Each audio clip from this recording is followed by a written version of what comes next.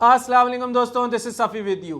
تو دوستوں 10ویں قسط کے ساتھ آپ کے سامنے حاضر ہوں، جو کہ ہمارا ایک سلسلہ چل رہا ہے کہ leadership lessons from the life of prophet Muhammad صلی اللہ علیہ وسلم۔ تو آج کی ہماری قسط میں ہم بات کریں گے ریزیلینس کی۔ اس میں ہم 2 پوائنٹس کے اوپر ڈسکشن کریں گے، ایک کہ فیس دا بروٹل فیکٹس اور دوسرا absolute faith on the success. اس سے پہلے میں آپ کو یہ بات کہنا چاہوں گا کہ دیکھیں، میں ہمیشہ یہ کہتا ہوں کہ ان ویڈیوز کو، جو ہماری یہ ایپیسوڈز ہیں، لازمی دوسروں کے ساتھ شیئر کیا کریں، کیونکہ یہ اللہ اور اس کے رسول کی باتیں جتنے زیادہ لوگ سنیں گے اتنا زیادہ فائدہ ہوگا اور ثواب ملے گا۔ اور کیونکہ رمضان کے مہینے میں لوگوں کا دل بھی ذرا نرم ہوتا ہے تو وہ اللہ اور رسول کی باتیں زیادہ سنتے ہیں، تو اس کا ضرور فائدہ اٹھائیں۔ دوسرا یہ ہے کہ جب رمضان کی آمد پر نبی اکرم صلی اللہ علیہ وسلم نے خطبہ دیا تھا، اس سے ریلیٹڈ میں نے ایک کمپلیٹ ویڈیو اپنے چینل پر لگا دی ہے، صفی اللہ وسیع اللہ پر۔ آپ لوگ چاہیں تو اس کو ضرور دیکھیے، سنیے، آپ کو اس سے بہت فائدہ ہوگا۔ تو آج کی قسط میں جو ہم بات کر رہے ہیں ریزیلینس کی، یہ ہم سب جانتے ہیں کہ نبی اکرم صلی اللہ علیہ وسلم نے جو دعوت کا کام کیا تھا اس کی سٹارٹنگ مکہ سے کی تھی، لیکن جب وہ مکہ کے لوگوں نے ان کو جو ہے وہ افسردہ کیا اور ان کے میسج کو ایکسیپٹ نہیں کیا، تو انہوں نے فیصلہ کیا کہ وہ جو ایک اور قبیلہ تھا بڑا، وہ طائف میں تھا، جس کو میں نے پہلے بھی بتایا تھا، اس کا نام تھا بنو ثقیف۔ تو انہوں نے سوچا کہ اس قبیلے میں جا کر جو ہے دین کی دعوت دی جائے، کیونکہ طائف میں اس قبیلے میں ایک اور وہاں کا جو بت تھا بہت بڑا، اس کا ٹیمپل تھا، تو اسی لیے اس ٹرائب کو بھی بہت خاص اہمیت حاصل تھی وہاں پر۔ تو نبی اکرم صلی اللہ علیہ وسلم اپنے ایک ساتھی کے ساتھ، جن کا نام تھا زید بن حریثہ، طائف کی طرف چل گئے۔ اب ہوتا کیا ہے کہ یہ جو ٹرائبس تھے، ان میں ایک چیز بہت مشہور تھی کہ یہ لوگ جو ہے گیسٹ جو ہوتے تھے ان کی بہت خاطر تواضع کیا کرتے تھے، بہت مہمان نواز تھے، اور جو ہے ان کو بہت آنر دیا کرتے تھے۔ لیکن جب بات آتی ہے دین اسلام کی تو شیطان تو موجود ہوتا ہے، اور شیطان آ جاتا ہے، تو شیطان نے ان کو اس چیز کے اوپر قابو کر لیا کہ انہوں نے اپنے ان تمام یہ جو ان کی روایات تھیں کہ آنر دینا اور ان کی مہمان نوازی کرنا، ان سب سے جو ہے ان کو وائلیٹ کروا دیا، اور ان لوگوں نے ایسا کوئی عمل نہیں کیا۔ حالانکہ نبی اکرم صلی اللہ علیہ وسلم بہت ہی کریڈیبل اور آنر پرسن تھے اپنی قبیلے کے، اور انہوں نے بہت ہی شیم فلی ایکٹ کیا۔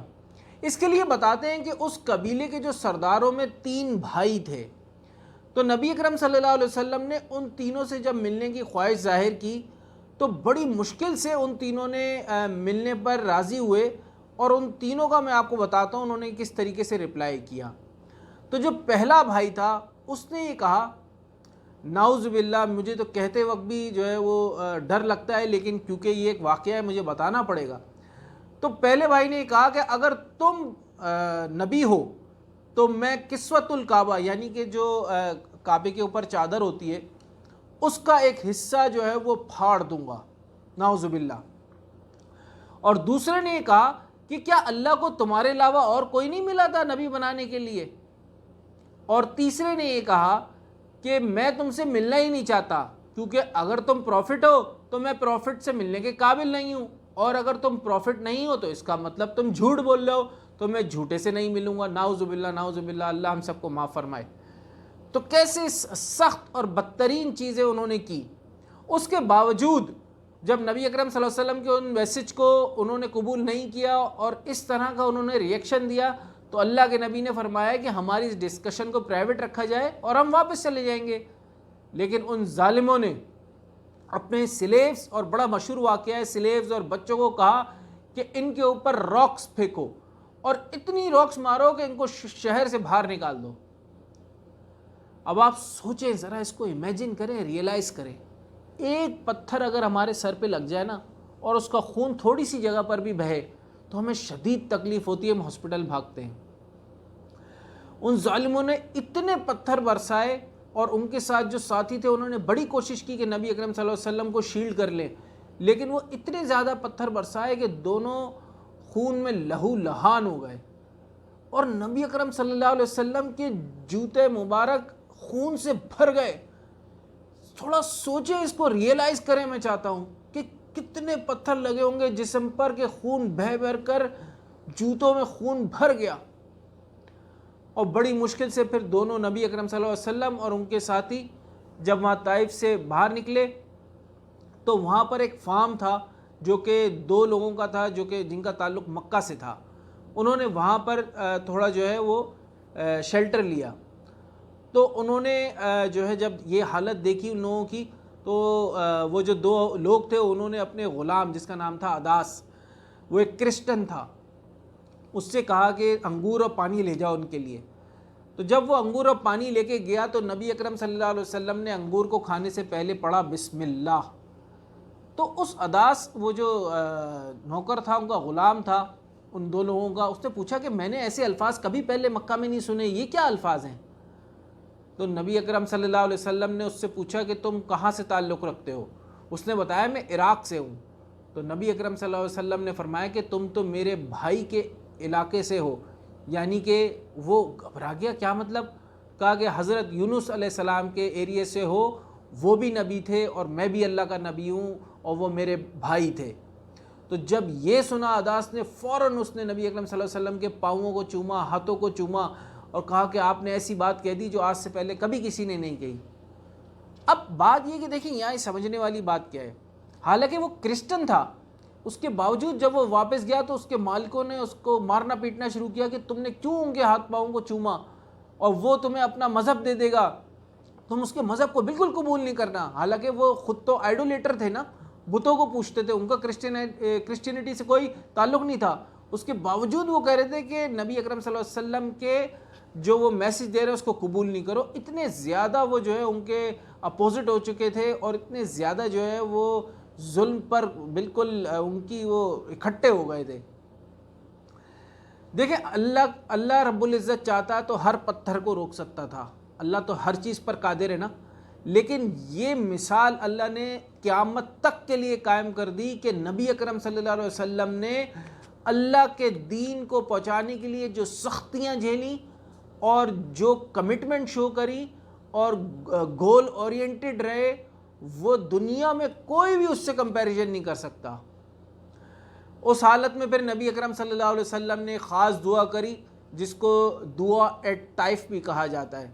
اس دعا میں نبی اکرم صلی اللہ علیہ وسلم نے کچھ الفاظ کا مبیش اس طرح تھے کہ میں اس وقت کمزور ہوں اور میرے پاس ریسورسز نہیں ہیں اور ان لوگوں نے مجھ پر ظلم کیا، لیکن اللہ اگر تو مجھ سے راضی ہے تو مجھے ان کی کوئی پرواہ نہیں، اور میں اپنے میسج پر اپنے ٹاسک کو بھرپور طریقے سے پورا کرنا چاہتا ہوں.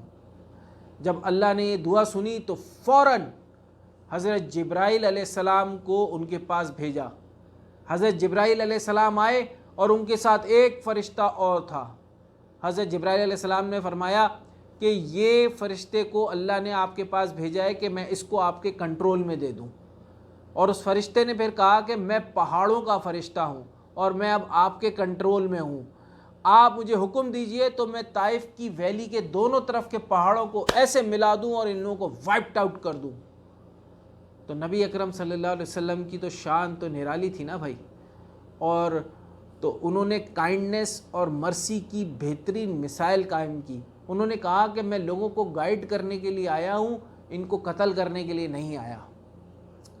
سوچیں ایسی کنڈیشن میں، ایسی حالت میں بھی وہ جو ہے امت کے لیے کیسے سوچتے ہیں. اور پھر نبی اکرم صلی اللہ علیہ وسلم فرماتے ہیں کہ یہ اگر میرا میسج نہیں سنتے تو ان کے اینسسٹر یعنی ان کی آنے والی نسلیں جو ہے وہ میرے میسج کو ضرور مانیں گی.